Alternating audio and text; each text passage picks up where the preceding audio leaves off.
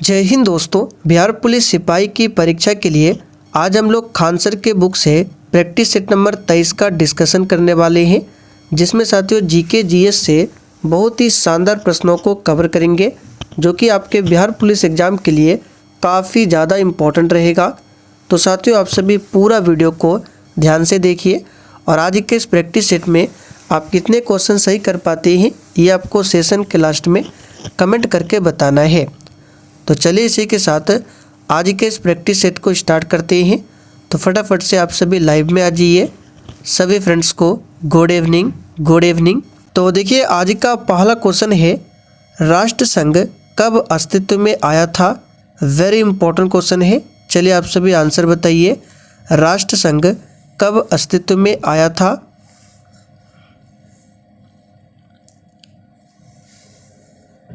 तो साथियों यहाँ पर क्वेश्चन नंबर 1 के लिए आंसर क्या हो जाएगा? तो जो भी बच्चे लाइव चैट में ऑप्शन सी बता रहे हैं उनका बिल्कुल सही जवाब है 10 जनवरी 1920 को राष्ट्रसंघ अस्तित्व में आया था। देखिए एक है राष्ट्रसंघ और एक होता है संयुक्त राष्ट्रसंघ, दोनों अलग है। अगर आपसे पूछे संयुक्त राष्ट्र संघ की स्थापना कब होती है तो याद रखिएगा 24 अक्टूबर 1945 को, और राष्ट्रसंघ की स्थापना कब होती है तो 10 जनवरी 1920 को। चलिए आगे देखिए, निम्नलिखित में से कौन आनुवांशिकी के जनक के रूप में जाना जाता है? चलिए क्वेश्चन नंबर 2 के लिए आंसर बताइए, निम्नलिखित में से कौन आनुवांशिकी के जनक के रूप में जाना जाता है? चलिए बिल्कुल सही आंसर दिए हैं। राइट आंसर है डी ऑप्शन, मेंडल को। आगे देखिए, सीएनजी मुख्य रूप से बनी है। चलिए क्वेश्चन नंबर 3 के लिए आप सभी आंसर बताइए। प्रत्येक स्टूडेंट को नीचे लाइव चैट में अपना अपना आंसर देना है, जिससे आप सभी का प्रॉपर तरीके से रिवीजन भी हो सके। तो सीएनजी जो है यह मुख्य रूप से बना होता है मीथेन से। यहाँ पर पहला ऑप्शन आपका सही जवाब है मीथेन। मीथेन का फॉर्मूला है CH4 और इसे मार्स गैस भी कहा जाता है। आगे देखिए, मीराबाई किस काल की कवित्री है? यह क्वेश्चन बिहार पुलिस के एग्जाम में काफ़ी बार पूछा गया क्वेश्चन है, इस पर आप सभी स्टार मार्क कर लीजिए। मीराबाई किस काल की कवित्री है?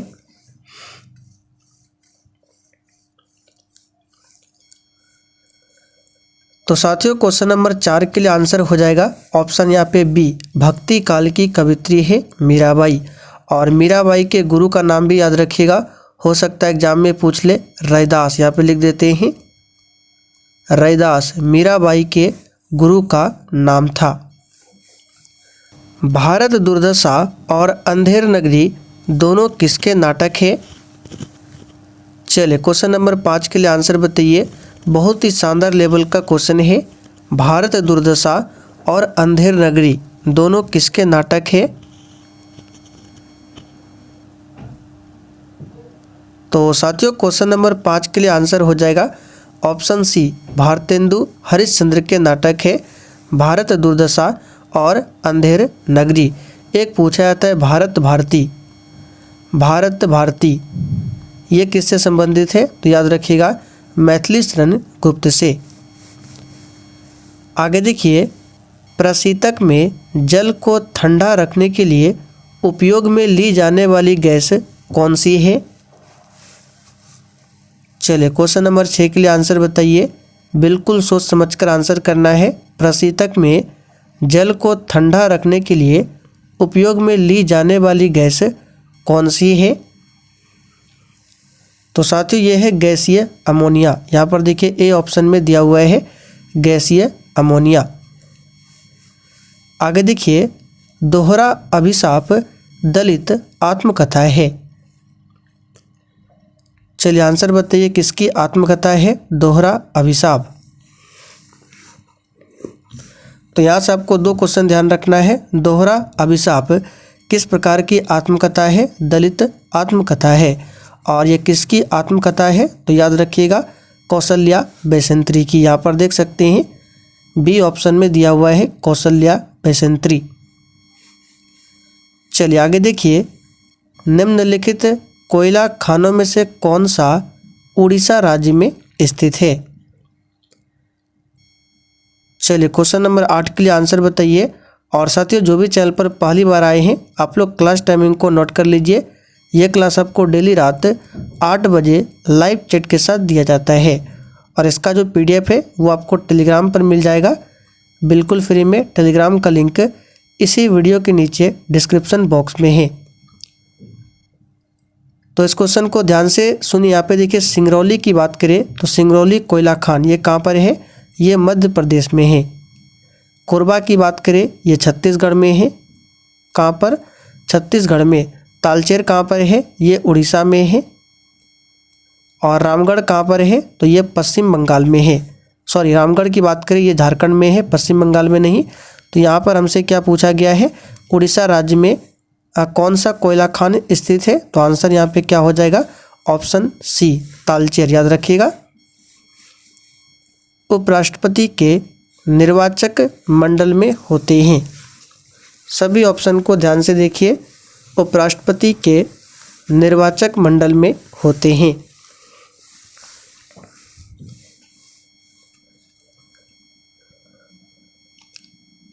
तो यहाँ पर क्वेश्चन नंबर 9 के लिए आंसर क्या होगा? दोनों सदनों के निर्वाचित और मनोनीत सदस्य होते हैं उपराष्ट्रपति के निर्वाचक मंडल में। वर्तमान में भारत के उपराष्ट्रपति कौन है? तो याद रखिएगा श्री जगदीप धनखड़ कौन है? वर्तमान में भारत के उपराष्ट्रपति है। एक दीक्षांत भाषण नामक रचना के रचयिता कौन है? चलिए क्वेश्चन नंबर 10 के लिए आंसर बताइए। एक दीक्षांत भाषण नामक रचना के रचयिता कौन है? तो साथियों क्वेश्चन नंबर 10 के लिए आंसर हो जाएगा ऑप्शन बी हरिशंकर परसाई। कौन है? हरिशंकर परसाई। निम्नलिखित प्रदेशों में से किस में जनसंख्या घनत्व द्वितीय सर्वाधिक है? चलिए क्वेश्चन नंबर 11 के लिए आंसर बताइए। आपको इनमें बताना है कौन सा ऐसा महादेश है जहाँ पर जनसंख्या घनत्व द्वितीय में सर्वाधिक है। तो पहले स्थान पर पूछे तो सबसे ज़्यादा हो जाएगा एशिया। सबसे ज़्यादा कहाँ पर है? एशिया। और दूसरे स्थान पर पूछा गया है तो इसका आंसर होगा अफ्रीका। यहाँ पर देख सकते हैं बी ऑप्शन में दिया हुआ है अफ्रीका। अफ्रीका को अंध महाद्वीप के नाम से जाना जाता है। याद रखिएगा अंध महाद्वीप। ऐसा बाजार जिसमें लेन देन भविष्य में किसी खास समय पर संपन्न होगा उसको कहा जाता है?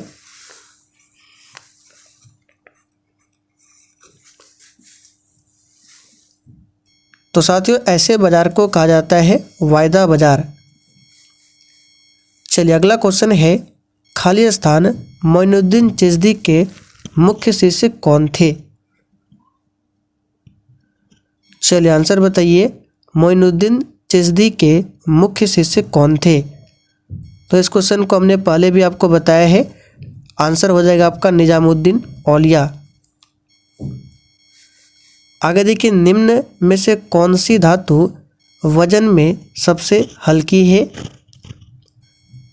चलिए आंसर बताइए।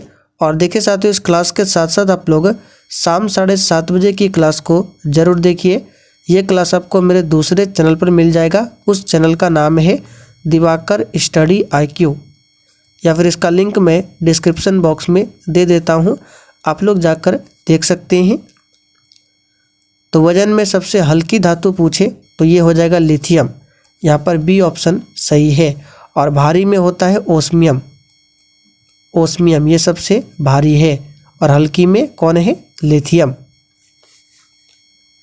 संयुक्त राष्ट्र संघ का प्रारूप किस सम्मेलन में तैयार किया गया था? चलिए आंसर बताइए 15 के लिए। संयुक्त राष्ट्र संघ का जो प्रारूप है ये किस सम्मेलन में तैयार किया गया था? अभी हमने आपको बताया संयुक्त राष्ट्र संघ की स्थापना 24 अक्टूबर 1945 और इसका हेडक्वार्टर कहाँ पर है? तो न्यूयॉर्क में संयुक्त राष्ट्र संघ का हेडक्वार्टर है। और इसका जो प्रारूप है सैन फ्रांसिस्को सम्मेलन में तैयार किया गया था। यहाँ पर देखिए बी ऑप्शन आपका सही जवाब है। सैन फ्रांसिस्को सम्मेलन कब हुआ था? तो ये हुआ था 1945 में। मनुष्य के कंकाल तंत्र में कितने अस्थियां होती है? चलिए 16 के लिए आंसर बताइए। मनुष्य के कंकाल तंत्र में कितने अस्थियां होती है? तो सिंपल सा क्वेश्चन है, 206 अस्थियां होती है। टमाटर का लाल रंग होता है। चलिए 17 के लिए आंसर बताइए। टमाटर का रंग जो लाल होता है किसके कारण होता है? सही आंसर है लाइकोपीन के कारण। याद रखिएगा, टमाटर का रंग लाल किसके कारण होता है? लाइकोपीन के कारण। और टमाटर में कौन सा अम्ल पाया जाता है? तो इसमें ऑक्जेलिक अम्ल पाया जाता है, इसे भी ध्यान रखिए। आगे देखिए, जैव विविधता शब्द किसने दिया था? चलिए 18 के लिए आंसर बताइए। जैव विविधता शब्द किसने दिया था? और साथियों आप लोग साइड में कॉपी लेकर बैठिए और आपके जितने भी क्वेश्चन सही होते हैं आप लोग कॉपी में लिखते चलिए। फिर सेशन के लास्ट में आपको बिल्कुल ईमानदारी पूर्वक कमेंट करके अपना अपना स्कोर हमें बताना है। तो साथियों सिंपल सा क्वेश्चन है, जैव विविधता शब्द को किसने दिया है? तो याद रखिएगा वाल्टर रोजन ने। निम्न में से किसने सांप्रदायिक पंचाट की घोषणा की? चलिए 19 के लिए आंसर बताइए। निम्न में से किसने सांप्रदायिक पंचाट की घोषणा की? सही आंसर है रैमजे मैकडोनाल्ड ने। इन्होंने ही सांप्रदायिक पंचाट की घोषणा की थी। शेखर एक जीवनी अज्ञेय की कृति है। चलिए आंसर बताइए, क्या है? उपन्यास है, जीवनी है, कहानी है या फिर नाटक है? तो साथियों शेखर एक जीवनी ये क्या है? तो एक प्रकार का उपन्यास है। और ये किसकी कृति है? तो अज्ञेय की कृति है। पहला ऑप्शन यहाँ पर सही जवाब है। निम्नलिखित में से जापान का महत्वपूर्ण सूती वस्त्र का उत्पादन केंद्र कौन सा है? चलिए क्वेश्चन 21 के लिए आंसर बताइए। जापान का महत्वपूर्ण सूती वस्त्र का उत्पादन केंद्र कौन सा है? तो साथियों ये है ओसाका। यहाँ पर पहला ऑप्शन आपका सही जवाब है। और ओसाका को जापान का मैनचेस्टर कहा जाता है।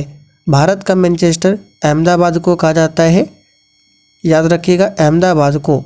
लेकिन उत्तर भारत का मैनचेस्टर कानपुर को कहा जाता है और दक्षिण भारत का मैनचेस्टर कोयम्बटूर को कहा जाता है। ये क्वेश्चन हमने आपको पहले भी बताया है, इसे ध्यान रखिएगा। रज्मनामा खालिस्तान एक फारसी अनुवाद है। चलिए, और जिन्होंने देखिए लाइक नहीं किया है फटाफट से सेशन को साथ में लाइक करते हुए चलिए।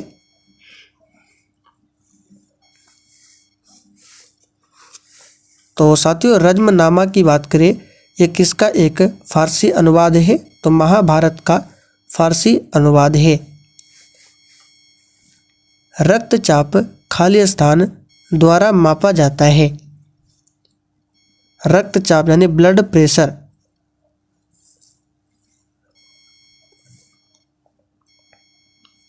तो साथियों ब्लड प्रेशर को स्फिग्नोमैनोमीटर के द्वारा मापा जाता है। और एक सामान्य मनुष्य का जो रक्तचाप होता है 120/80 होता है, इसे भी ध्यान रखिएगा। और रक्त समूह की बात करें, ब्लड ग्रुप, इसका पता किसने लगाया था? तो कार्ल लैंडस्टीनर ने। ये क्वेश्चन पूछा जाता है, ध्यान रखिएगा। रक्त समूह का पता किसने लगाया था? कार्ल लैंडस्टीनर ने। रक्त का पीएच मान कितना होता है? 7.4 होता है। यदि भारत में विदेशी मुद्रा की मांग बढ़ जाती है तो भारतीय मुद्रा रुपये का क्या होगा? अच्छा क्वेश्चन है, इसे ध्यान रखिएगा। यदि भारत में विदेशी मुद्रा की मांग बढ़ जाती है तो भारतीय मुद्रा रुपये का अवमूल्यन हो जाता है। यहाँ पर ए ऑप्शन आपका करेक्ट आंसर है, अवमूल्यन हो जाएगा। पृथ्वी की उत्पत्ति के संबंध में निहारिका परिकल्पना का प्रतिपादन किसने किया था?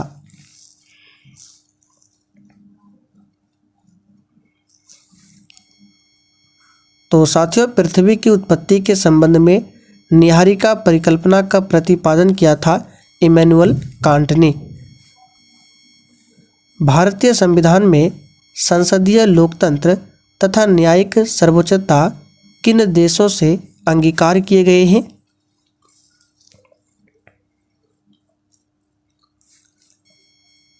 चलिए 26 के लिए आंसर बताइए। तो याद कीजिए, हमने पॉलिटी क्लास में आपको बताया था संसदीय लोकतंत्र को ब्रिटेन से लिया गया है और न्यायिक सर्वोच्चता को यूएसए के संविधान से। तो देखिए डी ऑप्शन में दिया हुआ है ब्रिटेन और यूएसए। निम्नलिखित में से कौन कायांतरित चट्टानों का एक उदाहरण नहीं है?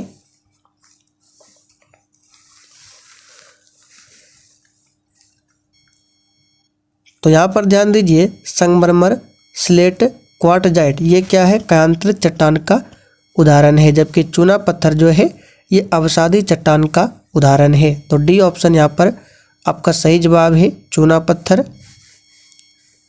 आकार के संदर्भ में शनि का हमारे सौरमंडल में कौन सा स्थान है?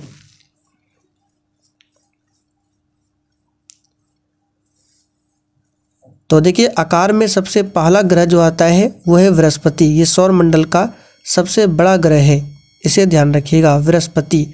दूसरे स्थान पर आता है शनि। तो यहाँ पर आंसर क्या हो जाएगा? दूसरा। और सूर्य से दूरी के क्रम में पूछे शनि कौन से स्थान पर आता है? तो देखिए ये हो गया सन। तो सन के बाद है बुध, शुक्र, पृथ्वी, मंगल, बृहस्पति, शनि, अरुण, वरुण। इस क्रम को ध्यान रखिएगा। दिल्ली में 1857 के विद्रोह की असफलता के बाद बहादुर शाह जफर को कहां पर निर्वासित किया गया था? चलिए 29 के लिए आंसर बताइए। 1857 की क्रांति, इससे संबंधित कुछ इंपॉर्टेंट फैक्ट को ध्यान रखिएगा। जैसे कि ये क्रांति कब स्टार्ट हुई थी? तो 10 मई से। कहाँ से स्टार्ट होती है? तो उत्तर प्रदेश के मेरठ डिस्ट्रिक्ट से। और इस क्रांति का प्रतीक चिन्ह पूछे तो कमल और रोटी, कमल और रोटी या फिर कमल और चपाती 1857 की क्रांति का प्रतीक चिन्ह था। और ये जो क्रांति है किसके समय में हुआ था? तो लॉर्ड कैनिंग, ये क्वेश्चन भी पूछा जाता है, लॉर्ड कैनिंग के समय में हुआ था। और इस क्रांति की असफलता के बाद बहादुर शाह जफर, जो कि मुगल वंश का कौन था? अंतिम शासक था बहादुर शाह जफर, इसको रंगून निर्वासित किया गया था। यहाँ पर सी ऑप्शन आपका सही जवाब है। 42वें संविधान संशोधन के 10 आचार आदर्शों को किस नाम से जाना जाता है?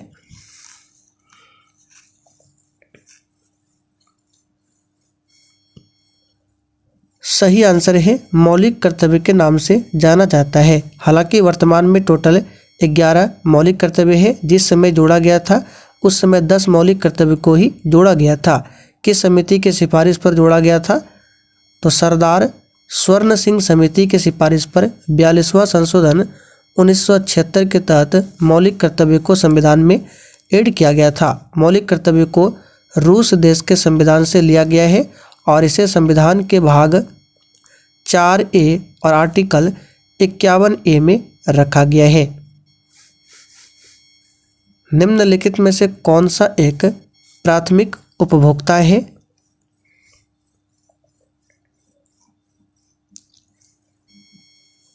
काफी आसान क्वेश्चन है। प्राथमिक उपभोक्ता हो जाएगा यहाँ पर बकरी। कबीरदास के पदों का संग्रह किसमें मिलता है?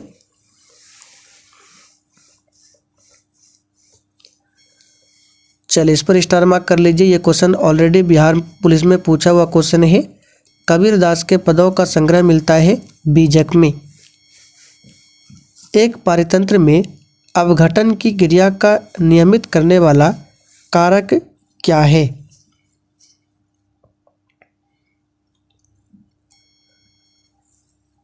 तो देखिए, ताप, मृदा की नमी, अपरदन की प्रकृति, यह सभी, ये क्या हो जाएगा? ये सभी हो जाएगा।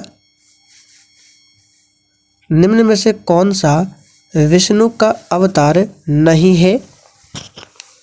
चलिए आंसर बताइए, इन चारों ऑप्शन में से कौन भगवान विष्णु का अवतार नहीं है?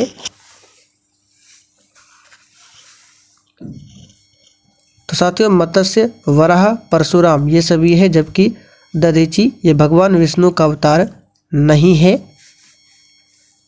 भारत का राष्ट्रीय चावल अनुसंधान संस्थान कहाँ पर अवस्थित है?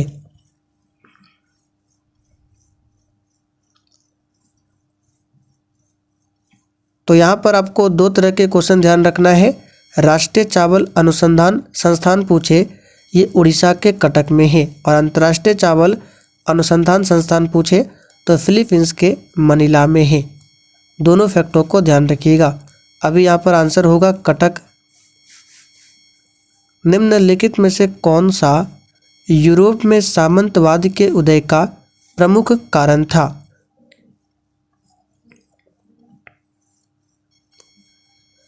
तो साथियों, यूरोप में सामंतवाद के उदय का प्रमुख कारण क्या था? तो याद रखिएगा, रोमन साम्राज्य के पतन के पश्चात बर्बर राज्य की स्थापना। अधिक जनसंख्या वाले देश के समूह में से कौन सी अवरोही क्रम में सही है? तो अवरोही क्रम में बताना है, यानी कि घटते हुए क्रम में। तो पहले स्थान पर अभी नंबर 1 पे भारत है, फिर चाइना, यूएसए, इंडोनेशिया। यहाँ पे देखिए बी ऑप्शन सही है। किरचॉफ का प्रथम नियम किस संरक्षण नियम से संबंधित है? तो किरचॉफ का पहला और दूसरा दोनों ध्यान रखना है। किरचॉफ का पहला नियम आवेश संरक्षण से संबंधित है, जबकि किरचॉफ का दूसरा नियम ऊर्जा संरक्षण से संबंधित है। तो यहाँ पर आंसर अभी क्या होगा? आवेश। वंशागति के क्रोमोसोमवाद का सिद्धांत किसने प्रस्तुत किया था?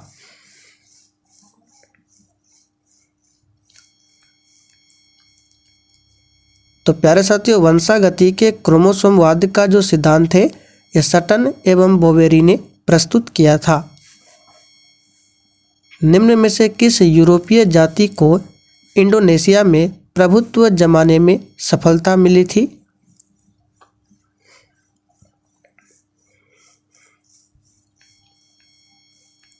तो साथियों, यहाँ पर इसका सही जवाब हो जाएगा ऑप्शन डी, डचों को।